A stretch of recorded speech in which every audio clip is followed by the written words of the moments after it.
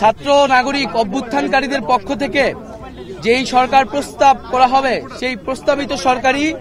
চূড়ান্ত অন্তর্বর্তীকালীন সরকার হবে, সে নিশ্চয়তা আমরা আজকে বঙ্গভবন থেকে পেয়েছি। আমরা প্রাথমিকভাবে আমাদের অন্তর্বর্তীকালীন সরকারের জন্য সরকারের প্রধান উপদেষ্টা হিসেবে সর্বজন গ্রহণযোগ্য নোবেল পুরস্কার বিজয়ী আন্তর্জাতিক খ্যাতিসম্পন্ন ব্যক্তিত্ব ডক্টর মোহাম্মদ ইউনূসের নাম প্রস্তাব করেছিলাম এবং আজকে মহামান্য রাষ্ট্রপতিও সম্মতি দিয়েছেন ডক্টর মোহাম্মদ ইউনূসকে প্রধান করেই অন্তর্বর্তীকালীন সরকার দ্রুত সময়ের মধ্যে গঠন করা হবে। এবং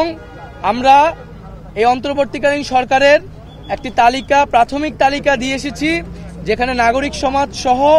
ছাত্র প্রতিনিধিত্ব রয়েছে এবং খুবই দ্রুত সময়ের মধ্যে আমরা এই তালিকাটি নিয়ে বিভিন্ন রাজনৈতিক পক্ষের সাথে আলোচনার মাধ্যমে এটি চূড়ান্ত করা হবে এবং খুবই দ্রুত সময়ের মধ্যে